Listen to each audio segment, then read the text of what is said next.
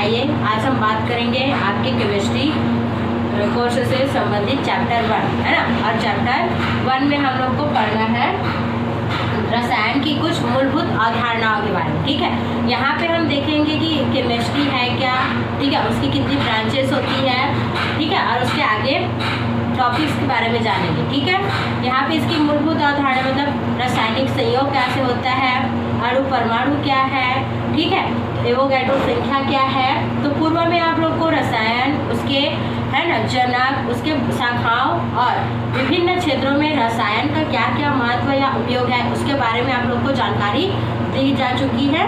ठीक है, और आज हम बात करने वाले हैं द्रव्य के बारे में। ठीक है, क्योंकि द्रव्य जो है केमिस्ट्री में बहुत ही यूजफुल है। हमारे आसपास चारों ओर का क्षेत्र जो पूरी तरह से द्रव्य और ऊर्जा से पूरी तरह घिरा हुआ है। ठीक है, अर्थात इन्हीं दोनों पार्टों से मिलकर क्या है हमारा संपूर्ण ब्रह्मांड जो है बना हुआ है। ठीक है, यह भी हम पूर्व के क्लास में जो है बात कर चुके थे इसके बारे में। तो एक बार और बताया जा रहा है, आपको ध्यानपूर्वक सुनेंगे, अच्छे से तैयारी कीजिए, क्योंकि 11th आपके 12th का बेस है। यही से आप आगे की क्लासेस के लिए ढेर सारा नॉलेज लेकर जाने वाले हैं। ठीक है, तो बेस्ट आप लोग आपको 11th की केमिस्ट्री क्लास में चलिए देखते हैं। जैसा कि आपको बताया गया कि हमारा संपूर्ण ब्रह्मांड जो है दो भागों से मिलकर बने हैं, एक है द्रव्य और दूसरा है ऊर्जा। ठीक है, दोनों ही आपस में मिलकर ब्रह्मांड बनाते हैं, लेकिन दोनों ही एक दूसरे के बिल्कुल क्या होते हैं, विपरीत या अपोजिट होते हैं। ठीक है, देखिए द्रव्य एक ऐसी चीज है जो बोले तो वास्तव है ना, मतलब वास्तविक है, रियलिटी है। लेकिन ऊर्जा की यदि हम बात करें तो ये एक तरह क्या है, आभासी बना है। ठीक है, मतलब इसको हम देख तो नहीं सकते, ठीक है, लेकिन क्या कर सकते हैं, अपने आसपास अनुभव कर सकते हैं। जैसे है ना गर्मी, उमस एक प्रकार की ऊष्मीय ऊर्जा है। ठीक है, लेकिन हम उसको देख नहीं सकते, पर हमारा शरीर में जैसे ही क्या आते हैं, पसीने आने लगते हैं, हमको थोड़ी सी बेचैनी होती है, हमको पता चल जाता है कि हमको क्या हो रही, गर्मी लग रही है। ठीक है, तो ये क्या है, एक प्रकार की ऊर्जा ही है। समझ में आया सबको? तो चलिए बात करेंगे हम द्रव्य के बारे में और ऊर्जा के बारे में। ठीक है, देखिए द्रव्य बहुत ही आसान चीज़ है, बहुत ही सिंपल चीज़ है। ठीक है, देखिए जैसे कि आप जानते हो कि हम अपने आसपास चारों ओर या स्पेशली अपने घर में, ठीक है, मतलब जहाँ भी जाते हैं हमको कुछ ना कुछ द्रव्य तो दिखाई ही पड़ता है। ठीक है, हम द्रव्य के सहारे ही एक स्थान से दूसरे स्थान तक भी जाते हैं। ठीक है, जैसे कि है पानी है, वृक्ष है, ठीक है, हम जिस साइकिल पे चढ़कर जाते हैं वो भी क्या है, एक प्रकार का द्रव्य ही है। हम जिस पेपर पे लिखते हैं वो भी क्या है, द्रव्य है। जो पेन होता है हमारा वो भी क्या है, एक प्रकार का द्रव्य ही है। ठीक है, तो देखिए द्रव्य वास्तव में होता क्या है, तो सीधी सीधी हम बात बोले, द्रव्य एक ऐसा पदार्थ है जिसमें क्या होता है, द्रव्यमान होता है। ठीक है, जो एक स्थान घेरता हो, निश्चित स्थान को घेरता हो। ठीक है, और जिसे हम अपनी ज्ञान इंद्रियों द्वारा, चाहे वो आँख हो, कान हो, ठीक है, नाक हो, त्वचा हो, जीभ हो, या ठीक है सुनकर, मतलब किसी भी ज्ञान इंद्रिय क्रियाओं द्वारा हम उसको क्या करें, अनुभव कर सके, वो हमारा द्रव्य है। ठीक है, समझ में आया सबको? एग्जाम्पल में अभी आपको बता दी हूँ। लेकिन जस्ट इसका अपोजिट ऊर्जा, जैसे ऊर्जा किसको बोला जाता है, तो कार्य करने की जो क्षमता होती, पावर होती है, उसको हम ऊर्जा बोलते हैं, है ना। क्लास 10 में भी हमने ढेर सारी ऊर्जा और ऊर्जा के स्रोतों के बारे में पढ़ा, ऊर्जा का स्थानांतरण भी पढ़ा कि कैसे एक ऊर्जा का दूसरे ऊर्जा में रूपांतरण होता है ना, जैसे कि प्रकाश ऊर्जा, गतिज ऊर्जा, स्थितिज ऊर्जा, पवन ऊर्जा, ठीक है, यांत्रिक ऊर्जा, ये सारी ऊर्जाएं। ठीक है, और इन्हीं ऊर्जाओं के थ्रू हम क्या कर पाते हैं, अपना दैनिक क्रियाविधि संपन्न कर पाते हैं। क्लियर हो गया? चलिए आगे अब हम देखते हैं द्रव्य का वर्गीकरण। ठीक है, हम द्रव्य को कितने भागों में बांट सकते हैं, कितने प्रकार से उसका वर्गीकरण कर दिया जाता है। तो द्रव्य को वर्गीकरण हम दो प्रकार से करते हैं। एक हो गया भौतिक वर्गीकरण, फिजिकल क्लासिफिकेशन, दूसरा है रासायनिक वर्गीकरण, केमिकल क्लासिफिकेशन। ठीक है, देखिए भौतिक वर्गीकरण कैसे करते हैं, तो भौतिक वर्गीकरण के लिए ताप और दाब की हम सामान्य परिस्थिति को देखते हैं ना। जब ताप और दाब की सामान्य परिस्थिति होती है तो उस कंडीशन में हम किसी भी पदार्थ को कितनी भौतिक अवस्थाओं में बांट सकते हैं, 3 भौतिक अवस्थाओं में बांट सकते हैं। एक है ठोस, सॉलिड, द्रव, लिक्विड, और तीसरा है गैस। क्लियर? पहले की कक्षाओं में भी आप इस तीनों भौतिक अवस्थाओं के बारे में पढ़ चुके होंगे। ठोस, द्रव और गैस। एक बार और बता दिया जाएगा। देखिए, ठोस, द्रव और गैस वास्तव में होता क्या है।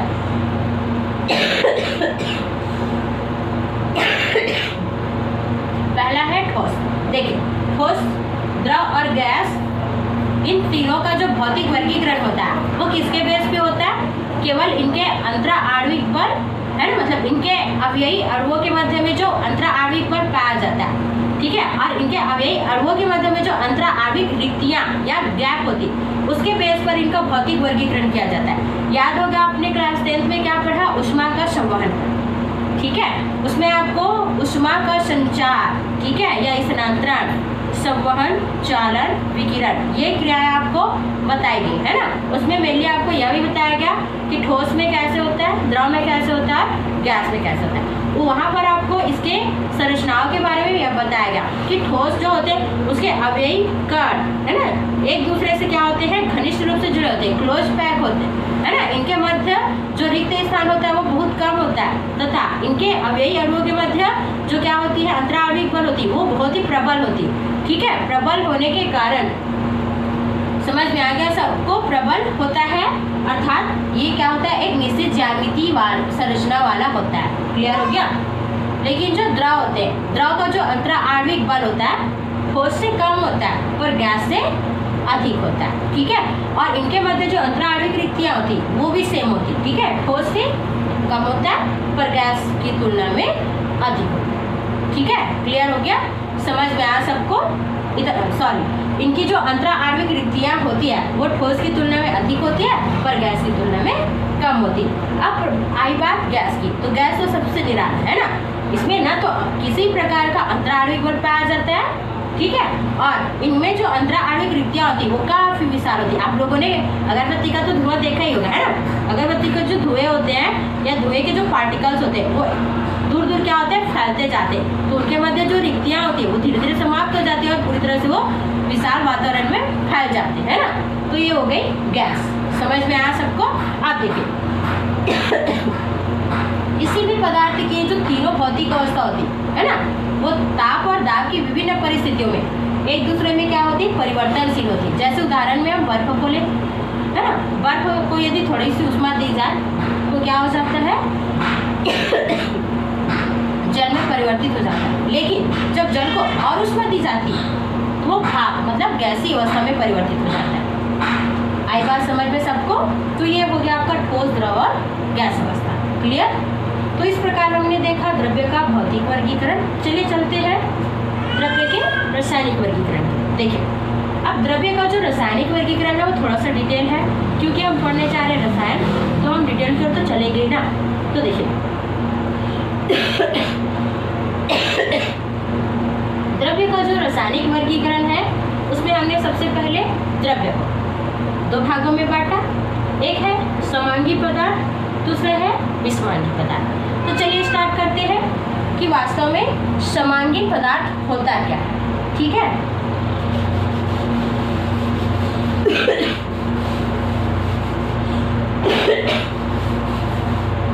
चलिए देखेंगे हम समांगी पदार्थ की, ठीक है।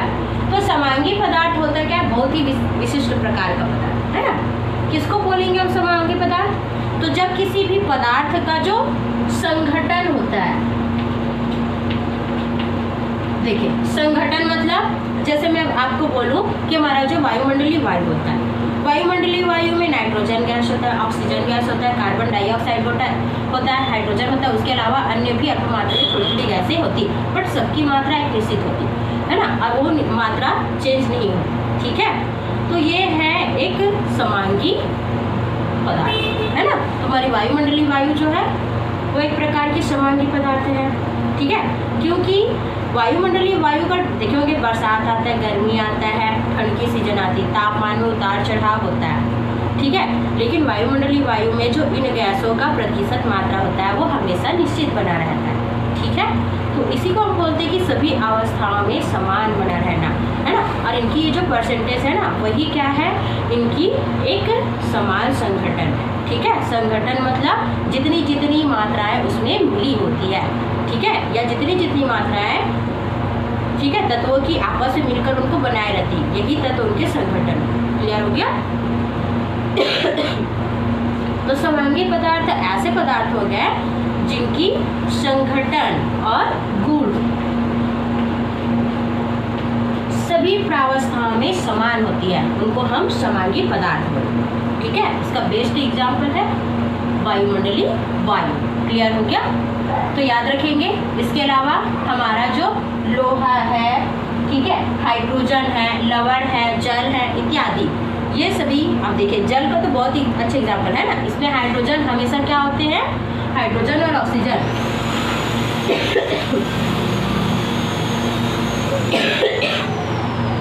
2:16 अर्थात 1:8 के संगठन से आपस में क्या होते हैं, अनुपात में मिलते हैं, बनते हैं ना। तो ये सभी क्या है, प्रकार का समांगी पदार्थ। क्लियर हो गया? चलिए अब चलते हैं विषमांगी पदार्थ की ओर। देखिए विषमांगी पदार्थ होता क्या है ना। तो ये ऐसे पदार्थ होते हैं जो, ठीक है, मतलब इसमें पदार्थ आपस में मिलते हैं लेकिन एक पदार्थ दूसरे पदार्थ के संपूर्ण भागों में समान रूप से वितरित नहीं होता। ठीक है, उसको हम लोग बोलते हैं विषमांगी पदार्थ। क्लियर हो गया? ठीक है, वो विषमांगी पदार्थ कहलाएगा। जैसे मान लीजिए हम बोले, ठीक है, हमने चूना को पानी में घोला। ठीक है, चूना को पानी में घोलते हुए सबने देखा होगा, देखा है ना। होता क्या है, चूना पानी में अच्छे से घुल जाता है ना। घुलने के बाद जब हम उसको रख देते हैं तो देखा होगा कुछ समय पश्चात पानी ऊपर और चूना पूरी तरह से, ठीक है, नीचे तली में बैठ जाता है। ठीक है, तो अब हम देखें पानी के ऊपरी भाग में चूना तो उपस्थित है बट निचले भाग में उपस्थित है। अर्थात यहाँ पे जो चूना है वो पानी के संपूर्ण भागों में एक समान रूप से वितरित नहीं है ना। तो हम इसको एक तरह का क्या मानेंगे, विषमांगी पदार्थ मानेंगे। ठीक है, समझ में आया सबको? तो इसे बोलते हैं हम विषमांगी पदार्थ। तो ऐसा पदार्थ जिसमें क्या होती है, 2 या 2 से अधिक प्रावस्थाएं होती है। ठीक है, और इसमें क्या होता है, संगठन समान रूप से, ठीक है, पदार्थ के संपूर्ण भागों में वितरित नहीं होता। क्लियर हो गया? और इनका जो संगठन होता है वो सभी प्रावस्थाओं में समान नहीं होता। ठीक है, इसके कारण इनके गुणों में भी परिवर्तन हो जाता है और ये कहलाता है हमारा विषमांगी पदार्थ। क्लियर? चलिए आप देखिए, इनके अलावा भी हमने द्रव्य को, ठीक है, 2 भागों में या 2 पदार्थों में और बांटा है। क्लियर हो गया? देखिए, जब एक पदार्थ में दूसरा पदार्थ मिला हुआ नहीं होता तब हम उसको शुद्ध बोलते हैं ना। प्योर का अर्थ तो आप सभी अच्छे से समझते हो, क्योंकि सबको शुद्ध पानी चाहिए, शुद्ध भोजन चाहिए। क्लियर हो गया? लेकिन जब हम किसी पदार्थ को किसी दूसरे पदार्थ के साथ मिला देते हैं ना, तब हमको क्या प्राप्त होता है, मिश्रण मिलता है। शुद्ध पदार्थ और मिश्रण से आप सभी वाकिफ हैं, 11वीं क्लास में जो है। तो इस प्रकार हमने द्रव्य को 2 भागों में वर्गीकृत कर दिया, शुद्ध पदार्थ और मिश्रण। बात करेंगे कि शुद्ध पदार्थ क्या होता है ना। तो देखिए, शुद्ध पदार्थ जो होता है किसी भी पदार्थ का सरल रूप होता है ना। जो शुद्ध पदार्थ किसी भी पदार्थ की क्या है, प्रारंभिक अवस्था है, सरलतम रूप है। ठीक है, जिसे हम अपघटित करके और अधिक सरल तथा समान पदार्थ में परिवर्तित नहीं कर सकते। ठीक है, ये शुद्ध पदार्थ का आपको एग्जाम्पल दूं तो ये हो जाएगा H2, N2, O2। ठीक है, और क्या ले लेते हैं हम, जैसे मान लीजिए मैं ये, अब देखिए हम शुद्ध ऑक्सीजन गैस लेते हैं। हमको हमेशा क्या चाहिए, शुद्ध ऑक्सीजन चाहिए, क्योंकि शुद्ध ऑक्सीजन हमारे स्वास्थ्य के लिए लाभ है ना। जब ऑक्सीजन में कोई गैस मिश्रित हो जाती है तो हमारे लिए हानिकारक होता है। ठीक है, सबको पता है। तो शुद्ध हम कब कहेंगे, जब उसमें केवल ऑक्सीजन, ठीक है, या केवल उसमें ऑक्सीजन अणु ही प्रेजेंट हो, तब हम उसको क्या बोलेंगे, शुद्ध पदार्थ, है ना। तो सीधा सीधा हम क्या बोले कि वे पदार्थ जिनमें केवल एक ही प्रकार के अणु विद्यमान होते हैं या उपस्थित होते हैं उनको हम शुद्ध पदार्थ कहते हैं। ठीक है, या ये ऐसे पदार्थ होते हैं जिनको हम और सरल समान पदार्थों में अपघटित नहीं कर सकते, उसको हम लोग क्या बोलते हैं, शुद्ध पदार्थ बोलते हैं। समझ में आ गया सबको? ठीक है, तो शुद्ध पदार्थ क्लियर है ना। अब शुद्ध पदार्थ का आपको एग्जाम्पल लेना है तो आप अपने आवर्त सारणी में जितने भी तत्व पढ़ते हैं सभी के सभी शुद्ध पदार्थ के ही एग्जाम्पल है। क्लियर हो गया? तो शुद्ध पदार्थ में देखिए सभी तत्व कहने का मतलब है ना, आप देखेंगे तत्वाद है ना, क्योंकि आवर्त सारणी में 118 तत्व है, सभी तत्व किसी न किसी से एक दूसरे से अलग है, किसी न किसी से, ठीक है। तो देखिए अब हमने शुद्ध पदार्थ को कितने भागों में बांट दिया, 2 भागों में, पहला तत्व, दूसरा यौगिक, ठीक है। शुद्ध पदार्थ 2 प्रकार के हो गए, तत्व और यौगिक। अब देखिए तत्व किसको बोलते हैं, तो आवर्त सारणी में हमारे मौजूद 118 तत्व है, इनको हमने 3 भागों में बांटा। देखिए अब तत्व है क्या, है ना, तो तत्व जो होता है वो एक शुद्ध तथा सरल पदार्थ होता है ना। तत्व क्या है, एक शुद्ध और सरल पदार्थ है। उसके अलावा तत्व में क्या होते हैं, एक ही प्रकार के अणु होते हैं। जैसे मान लीजिए ऑक्सीजन एक तत्व है ना, ऑक्सीजन एक तत्व है, ऑक्सीजन अणु एक तत्व है ना, इसमें एक ही प्रकार के 2 अणु है, मतलब ऑक्सीजन ही है ना, कि एक हाइड्रोजन और एक क्लोरीन है, नहीं है ना, ऑक्सीजन ही है, मतलब इसमें एक ही प्रकार के परमाणु विद्यमान रहते हैं ना। तो तत्व एक प्रकार का शुद्ध और सरल पदार्थ है, इसमें एक ही प्रकार के क्या होते हैं, परमाणु पाए जाते हैं, ठीक है।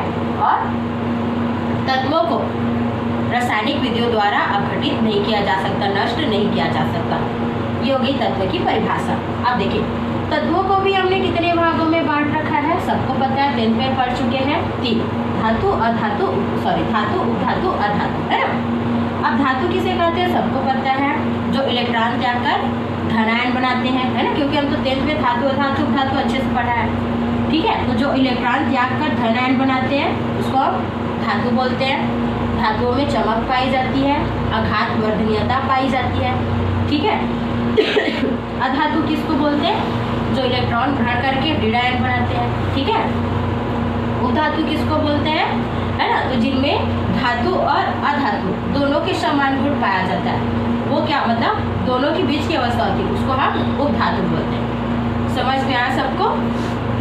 अब देखिए यौगिक किसको बोलते हैं, है ना, क्योंकि इसके बारे में भी हमने थोड़ा सा पढ़ रखा है, तो चलिए चलते हैं यौगिक के बारे में, है ना, फिर लास्ट में पढ़ेंगे मिश्रण।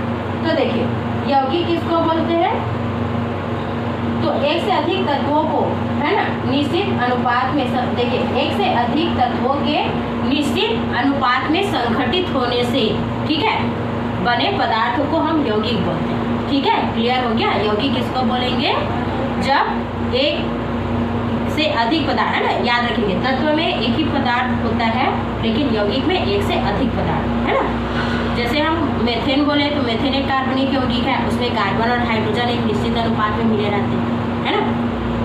जल हमारा एक यौगिक है जिसमें ऑक्सीजन और हाइड्रोजन 2:16 या 1:8 में मिले रहते हैं, ठीक है। तो जब एक से अधिक पदार्थ क्या होते हैं, एक निश्चित अनुपात में आपस में मिलते हैं, है ना, तो ऐसे पदार्थ को हम क्या बोलते हैं, यौगिक बोलते हैं, है ना। समझ में आया।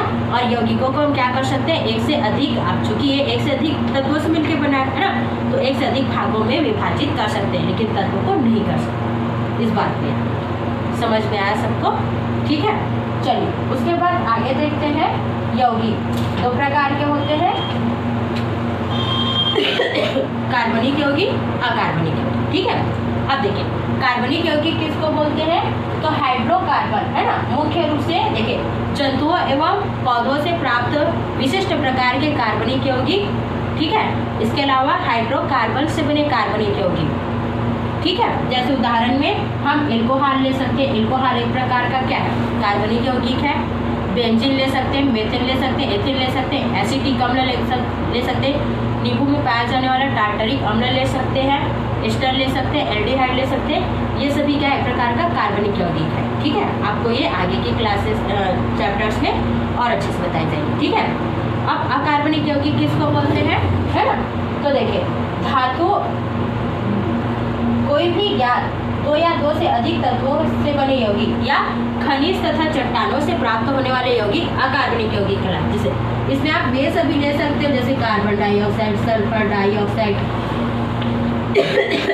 H2O, अमोनिया, कार्बन टेट्राक्लोराइड, है ना, जिसमें कार्बन और हाइड्रोजन के अलावा और अन्य तत्व भी मौजूद होते हैं। ये सभी क्या है, अकार्बनिक यौगिक है। लेकिन कार्बनिक यौगिक में 2 भाग होते हैं, एल्किल और क्रियात्मक समूह, है ना। उनका जो एल्किल भाग होगा वो हमेशा हाइड्रोकार्बन, ठीक है। ये पहचान होती है कार्बनिक और अकार्बनिक यौगिक को। क्लियर हो गया। अब चलिए चलते हैं मिश्रण। अब मिश्रण तो आप जानते होंगे, है ना, जैसे आप लोग मिक्सर ही खाते हैं, ठीक है, रेत को देखा होगा, है ना। तो मिश्रण के बारे में बात करें तो मिश्रण क्या होता है? जब दो या दो से अधिक पदार्थ को, है ना, यौगिक में हमेशा निश्चित मात्रा संघटन में मिलते हैं, लेकिन जब दो या दो से अधिक पदार्थों को अनिश्चित अनुपात में मिला दिया जाए तो वो मिश्रण कहलाता है ना। यौगिक और मिश्रण में यही अंतर है, ये निश्चित अनुपात, अनिश्चित अनुपात, ठीक है। अब देखिए मिश्रण कितने प्रकार का होता है? एक समांगी मिश्रण और एक विषमांगी मिश्रण। तो समांगी मिश्रण किसे कहते हैं, है ना।